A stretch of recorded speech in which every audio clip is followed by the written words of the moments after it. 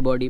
Throttle body में बहुत ज़्यादा इशू आने लगता है, बाद में बाइक मिसिंग मारने लगती है, तो ये बहुत कंप्लेन का इशू बन जाता है। और अब वहीं अगर सीट की बात करूँ ना भाई, बहुत ज़्यादा स्मूथ एंड कुशनिंग, आराम से 3 लोग बैठ सकते हैं। बट आई नॉट रिकमेंड कि आप 3 लोग बैठ के इस पर चलाओ, 2 लोग अल्लाह हुए आप 2 ही लोग चलाओ, 3 लोग बैठ के मत बनाओ। बट ऐसे मैं बोल रहा हूँ तो काफ़ी ज़्यादा स्पेस भी मिल जाता है अगर आप लॉन्ग राइड के लिए यूज़ कर रहे हो ना।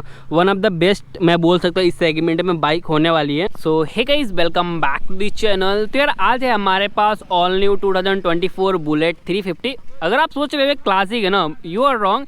ये है बुलेट 350, ओनली बुलेट 350। ये वाला जो मॉडल है ना, बेस मॉडल नहीं है, मिलिट्री ब्लैक है। सो की देख सकते हो यहाँ पे आपको वेब की मिलता है, जो कि ये क्लासिक, स्टैंडर्ड एंड मेट्योर सारे में सेम की मिल जाता है। एक बार मैं की को इंसर्ट कर देता हूँ। यहाँ पे कुछ ऐसे देख सकते हो, इग्निशन हमारा ऑन हो गया।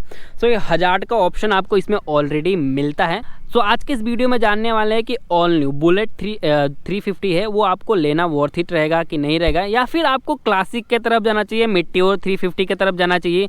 सो ये सारा चीज़ ना इस वीडियो में मैं कवर करूँगा ही करूँगा। बाकी हर एक वॉक राउंड बाकी इस बाइक के बारे में सारा वॉक राउंड आपको दूंगा कि क्या क्या इसमें आपको ऑप्शन एंड फीचर्स मिल जाते हैं नई 2024 में। तो मैक्स श्योर वीडियो को पूरा टिल एंड तक देखना। मैं सबसे पहले यहाँ पे स्टार्ट करता हूँ फ्रंट प्रोफाइल से। सो यहाँ पे ना टोटली हाइलोजन आपको सेटअप देखने को मिलता है। इसे बोल सकते हो टाइगर लाइट या फिर पार्किंग लाइट। जो ये पार्किंग लाइट जल रहा है, इग्निशन ऑन करते ही आपका यहाँ पे पार्किंग लाइट ऑन हो जाता है। यहाँ पे आपको हाइलोजन, आपको मेन हेडलाइट मिलता है, जो कि यहाँ पे रिफ्लेक्टर बेस लाइट मिलता है, जो कि यार 180 डिग्री तक स्प्लिट होता है। विजिबिलिटी के मामले में कहीं से भी कमी नहीं होने वाली है। जो पुरानी वाली मॉडल थी ना भाई, उसमें थोड़ी कहीं ना कहीं कमी रह गई थी विजिबिलिटी के मामले में, रोड पे थोड़ी कम प्रेजेंट करती थी अपनी लाइट को। बट इस समय वो चीज़ें दूर कर दी गई है और अच्छी तरीके से इसकी हेडलाइट है। इंडिकेटर देख सकते हो, काफ़ी अच्छी ग्लो है, रात में भी काफ़ी अच्छी ग्लो करती है। बाकी मुझे तो यार इसका हाइलोजन के साथ ही अच्छा जमता है। बाकी आपको क्या लगता है, एलईडी इसमें सेटअप आना चाहिए कि नहीं आना चाहिए? सस्पेंशन की बात करूँ, 41 mm के आपको सस्पेंशन मिल जाता है। यहाँ पे टेलीस्कोपिक सस्पेंशन मिलता है। आई वॉज शॉक्ड यार जब मैंने पहली बार देखा था ये टेलीस्कोपिक सस्पेंशन नहीं यूएसजी फोक है। मैं बोला यार कब से बुलेट में भी यहाँ पे यूएसजी फोक सस्पेंशन आने लगा, बट नहीं यार ये टेलीस्कोपिक सस्पेंशन ही है। बट यहाँ पे क्रोम में यहाँ पे फिनिशिंग दी गई है और यहाँ पे ब्लैक में थोड़ा सा फिनिशिंग दी गई है, तो यानी टेलीस्कोपिक है, पूरा कवर किया गया है। तो टेलीस्कोपिक यहाँ पे देख सकते हो, मेटल का आपको मडगार्ड मिल जाता है, जो कि काफ़ी अच्छी इसकी बिल्ड क्वालिटी है भाई। स्पोक व्हील बेस मिलता है, जो कि ऑब्वियसली यार अगर स्पोक व्हील बेस है तो यहाँ पे आपको ट्यूबलेस टायर नहीं है, ट्यूब टायर मिलता है। पर डरने की कोई बात नहीं है भाई। आपको यहाँ पर रोड साइड असिस्टेंट, अगर आप न्यू लेते हो ना, तो royal Enfield road side assistant provide करता है। तो वहाँ पे ना कहीं भी आप हो, रोड साइड असिस्टेंट आपको आरएस से मिल जाता है रॉयल इनफील्ड की तरफ से 1 साल के लिए। 300 mm का आपको डिस्क पैड मिल जाता है, जो कि अगेन यार अगर बेस मॉडल लेते हो उसमें भी सिंगल चैनल ABS मिलता है। और आप ये मिलिट्री ब्लैक जो बेस से ऊपर वाली आती है, इसमें भी आपको 300 mm डिस्क पैड मिलता है। अगर इसी के ऊपर जाते हो ना तो डुअल डिस्क मिल जाता है, जिसमें अगर रियर में जाओगे ना, रियर में आपको ड्रम ब्रेक मिलेगा। एंड यहाँ पे बस फ्रंट में डिस्क मिलता है। अगर और इसके मिलिट्री वाले से ऊपर जाओगे ना, तो वहाँ पे आपको दोनों में डिस्क पैड एंड दोनों में डुअल चैनल ABS आपको मिलता है।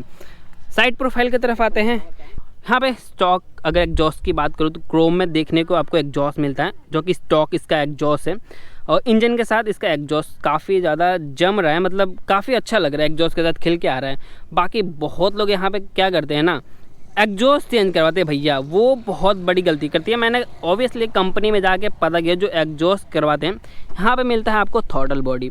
थ्रॉटल बॉडी में बहुत ज़्यादा इशू आने लगता है, बाद में बाइक मिसिंग मारने लगती है, तो ये बहुत कंप्लेन का इशू बन जाता है। और आप जैसे एग्जॉस्ट चेंज करवाते हो ना, आपकी कहीं ना कहीं वारंटी भी आउट हो जाती है। कोई इंजन से प्रॉब्लम आती है ना भैया, वो नहीं झेलने वाली आपकी ये प्रॉब्लम्स। तो मैं कहूँगा कहीं ना कहीं आप इसी एग्जॉस्ट के साथ चलाओ भाई। यही एग्जॉस्ट ना काफ़ी ज़्यादा मुझे बेसी लगा और अच्छा लग रहा है, तो एग्जॉस्ट चेंज करवाने की बिल्कुल भी मत सोचना। ड्रम ब्रेक मिलता है, जो कि मैंने बाइक चलाई, काफ़ी अच्छी ब्रेक रिस्पॉन्स है। काइंड ऑफ ABS बोल सकते हो इसे, मतलब IBS ऑप्शन मिलता है, तो काइंड ऑफ ABS बोल सकते हो कि स्लिप वगैरह से यहाँ पे बचाता है थोड़ा। अगर आप फ्रंट अप्लाई करते हो ना, अगर आप यहाँ पर रियर ब्रेक अप्लाई करते हो तो फ्रंट भी कहीं ना कहीं यहाँ पे काम करता है। सो दोनों ब्रेक कंबाइंस कॉम ब्रेक मिलता है आपको इसमें। यहाँ पे देख सकते हो रॉयल इनफील्ड की बैजिंग मिल जाती है।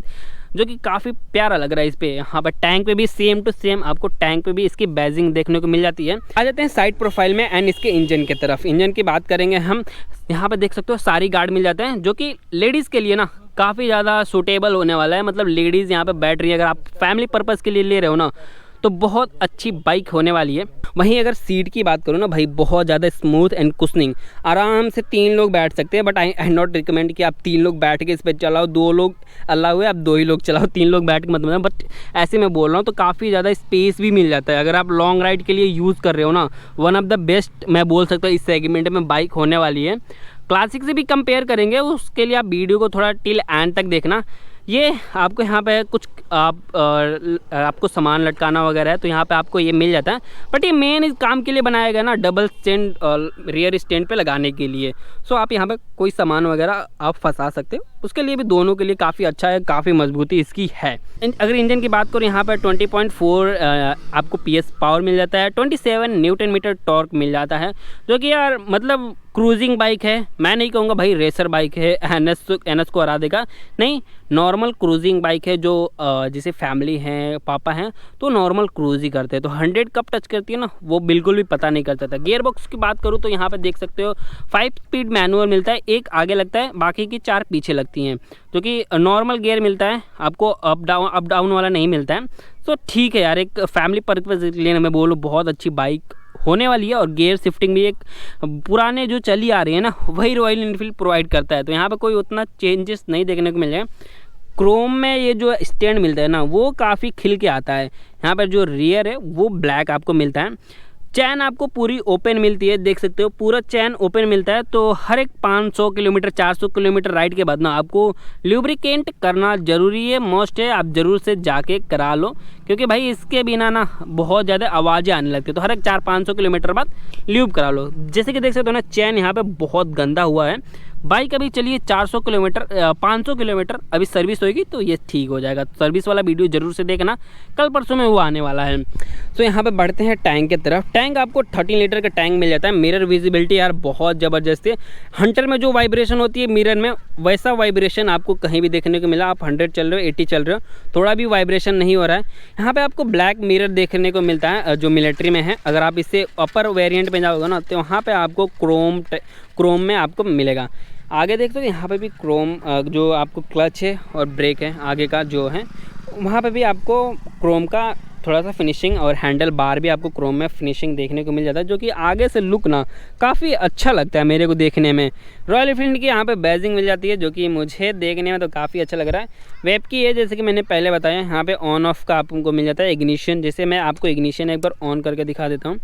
यहाँ पर देख सकते हो आपको लाइट का ऑप्शन मिल जाता है। ये है आपका हाई बीम है, और यहाँ पे आपको पासिंग लाइट का ऑप्शन मिल जाता है। यहाँ पे आपको इंडिकेटर, टर्न इंडिकेटर का ऑप्शन मिल जाता है, ये देख सकते हो टर्न इंडिकेटर। और इधर के साइड आऊँ तो यहाँ पे ये इग्निशन, गाड़ी इग्निशन है। हजार्ड का ऑप्शन यही मिल जाता है। अगर आप इधर करोगे तो बंद, ये तो सबको ही पता होगा कि कहीं बता रहे हो, तो हजार्ड का ऑप्शन आपको इसमें मिलता है। तो बाकी यही सब रहा यार मेरे हिसाब से ना। अगर आप देखो क्लासिक जाओगे ना, इससे कहीं ना कहीं 10 से 15 हज़ार ज़्यादा पड़ने वाली है। सो अगर आप ये ऑप्शन में रख रहे हो ना तो मुझे लगता है ये one of the best bike होने वाली है एज ए फैमिली पर्पज़। अगर हाँ आप थोड़े से यंगर साइड हो ना तो आप क्लासिक के तरफ जा सकते हो, स्टैंडर्ड वगैरह के तरफ जा सकते हो। But you are more than 30 years, so I will suggest कि आप इस मॉडल की तरफ जा सकते हो। कम प्राइस भी पड़ेगा, बाइक चलने में बहुत लाइट वेट है। आप बाइक राइड करोगे ना, ऐसा लगता ही नहीं है कि आप 350 सीसी या 195 kg की बाइक राइड कर रहे हो। बहुत स्मूथ बाइक है। एज़ कम्पेयर टू NS करूँ ना, उससे भी लाइट वेट मुझे फील हो रहा है ये सच में। सो अगर आप यंगर हो, तो थोड़ा सा यंग यूथ हो, तो डेफिनेटली आप क्लासिक की तरफ जा सकते हो। एंड आप थोड़ा सा अंकल टाइप के हो ना, तो डेफिनेटली आप इस बाइक की तरफ जाओ, कोई इशू नहीं होने वाला। बाकी वीडियो काफ़ी लंबा हो चुका है, अगर कोई छूट रहा है तो मुझे कमेंट करके ज़रूर से बताना। 100 कमेंट करा दिए तो इस पर माइलेज टेस्ट का वीडियो मैं ज़रूर से लेकर आऊँगा। और वीडियो आपको ये कैसा लगा कमेंट करके ज़रूर से बताना। मिलते हैं किसी नेक्स्ट वीडियो में, टिल देन बाय बाय।